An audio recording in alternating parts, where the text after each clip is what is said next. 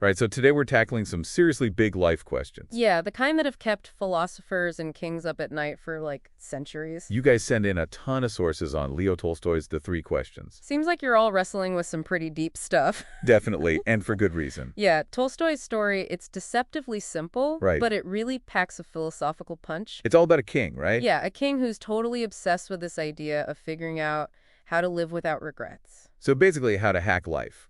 Pretty much he wants like a guaranteed formula for success. That's relatable. Oh, absolutely. I think a lot of us can relate to that. Totally. We're always bombarded with advice on how to optimize our time, Build the perfect network. achieve ultimate productivity. Ugh, it's exhausting. It is. But Tolstoy's story, it kind of challenges that whole mindset. Yeah, instead of giving you a step-by-step guide, Right. it uses this king's journey to explore the limits of always searching for like absolute certainty. Okay, so let's talk about the king's big questions. Yeah, so he's got 3 burning questions. He wants to know, When's the absolute perfect time to start anything?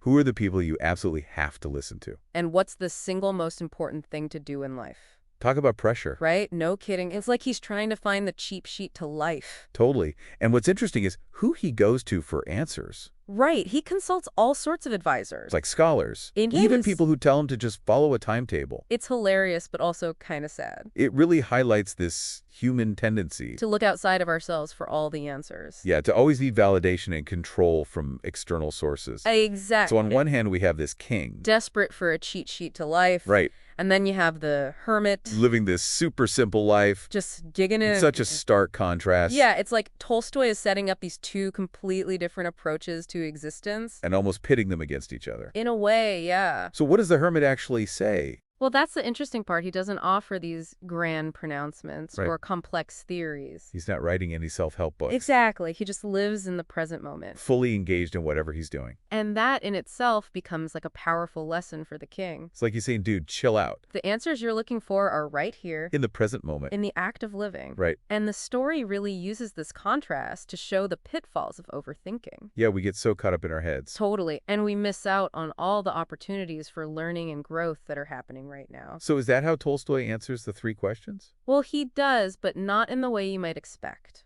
Okay, I'm intrigued. Tell me more. The answers are actually revealed through the king's own experiences, Oh, that's interesting. particularly through a surprising encounter with his sworn enemy. Wait, his enemy? Yep. That's a plot twist? I know, right? So what happens? So this enemy, he's wounded and vulnerable, Okay. and he stumbles into the hermit's garden. Of course he does. And the king, totally forgetting about his quest for answers, Just jumps into action. he takes care of the guy's wounds. Wow, so he answers with compassion and care. Yeah, completely forgetting about his own agenda. So he's forced to act in the moment. Right, putting aside all those grand plans and just responding to the immediate need in front of him. I like that. Me too, and it has some pretty profound consequences. Like what?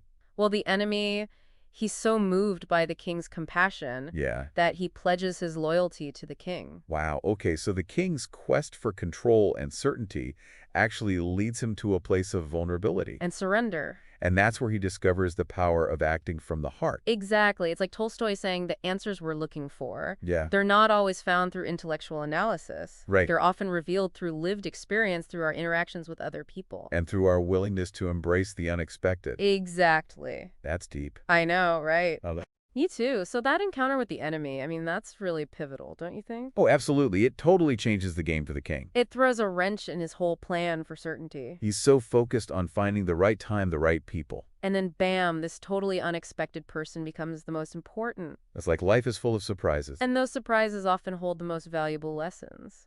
That's deep. And think about it, the king, he's expecting wisdom from these renowned scholars. Yeah, the best of the best. But he ends up finding it from a humble hermit. And even crazier, his sworn enemy. Right, it totally challenges our assumptions about where wisdom comes from. Like, we always think it's got to be these high-ranking, super smart people, But Tolstoy's saying wisdom can come from anywhere. even the people we least expect. And I love how that encounter actually reveals the answers to the king's 3 questions. Oh yeah? How so? Well, remember how he was freaking out asking the hermit, when is the right time? Yeah, he was desperate for that perfect moment. But the enemy's arrival, it shows him that the right time is always now. The present moment is all we got. It's the only time we have the power to act. So that answers question number 1. The most important time is now. Boom, question answered. But what about the second question? Who are the right people to listen to? That's a tough one. Because we're always told to surround ourselves with the best mentors, the most successful people. But Tolstoy seems to be saying that the right people aren't necessarily the ones with fancy titles or prestigious positions. Yeah, he's not impressed by those superficial The markers. king initially dismissed the hermit, remember? Yeah, he thought he was just some random dude digging in the dirt. But he ends up learning some of the most profound lessons from the hermit's simple way of being It's all about being open to different perspectives, and trusting your intuition. not just blindly following whoever seems the most important. The answer to the second question, Who are the right people to listen to? it's the person you're with right now. Every encounter matters. Every interaction holds the potential for learning and growth. Okay, so that brings us to the third question. What is the most important thing to do? Right, the hermit said to do good. But what does that even mean? It seems so broad, so overwhelming. I know, right? But think about the king's actions. He didn't try to save the world. He just responded to the need right in front of him. He took care of his enemy. It was an act of pure compassion. And that simple act had a ripple effect. It saved his enemy's life. It transformed their relationship. It even ended up saving the king himself. Wow, so doing good, it's not about these grand gestures, It's about those small, everyday acts of kindness. like helping a neighbor, volunteering in your community. just being there for a friend who's going through a tough time. Exactly. It's about recognizing that we're all connected. And our actions, no matter how small, they have consequences. They can make a positive difference in the world. So Tolstoy's The Three Questions. It's not just a story, It's a call to action. an invitation to live a more mindful, compassionate, and purposeful life. I love that. Me too. It's so inspiring. Okay, so we've been talking about the king's journey and the hermit's wisdom. Yeah, it's pretty deep stuff. But I'm wondering how these centuries-old lessons actually apply to our lives today. Oh, that's a great question. Like, things move so fast these days. Yeah, it's a whole different world. Do you think Tolstoy's message still holds up? Absolutely. I think it's even more relevant now than ever. Really? Yeah, think about it. We're constantly bombarded with information, deadlines, demands on our attention. It's true. It's like we're always on Exactly, and it's so easy to get caught up in all the chaos. and lose sight of what really matters. That's exactly what Tolstoy is warning us about. He's saying slow down, Savor each moment. appreciate the simple things, It's a call to reconnect with ourselves. and with the world around us. Yeah, like really be present. Okay, so how do we actually do that? I mean, it's easy to say be present. Right, but how do we actually make that happen in our crazy, busy lives? Well, one way is to cultivate mindfulness. Oh yeah, like what the hermit was doing in the garden. Exactly. He wasn't stressing or He striving. was just being... Fully engaged in the task at hand. And the YouTube video you sent in it suggested that we can cultivate that same sense of presence through meditation, Yeah, meditation is a great tool for training your mind to focus on the present moment. to let go of all those worries about the past and anxieties about the future. But meditation isn't for everyone. That's true. So there are other ways to be more mindful.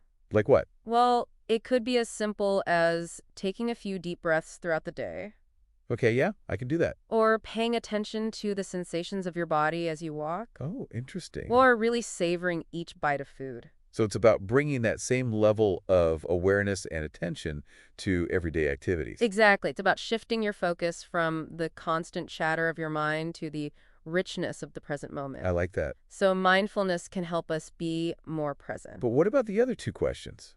The ones about who to listen to and what to prioritize. Yeah, those feel tricky. Well, remember how the king initially dismissed the hermit? He thought he was just some nobody. He was looking for wisdom from scholars and magicians. He thought wisdom came with titles and prestige. And Tolstoy challenges that assumption, He's saying wisdom can be found in the most unexpected places. often from the people we least expect. So it's about being open to different perspectives Listening with an open heart. and trusting our intuition. Exactly. So it's not about blindly following anyone's advice. It's about figuring out what resonates with you. What aligns with your values? Okay, so what about the third question? What's the most important thing to do? The hermit said to do good. But that can feel so vague. It can. Like, what does that actually look like in our everyday lives? Well, think about the king's actions. He took care of his enemy.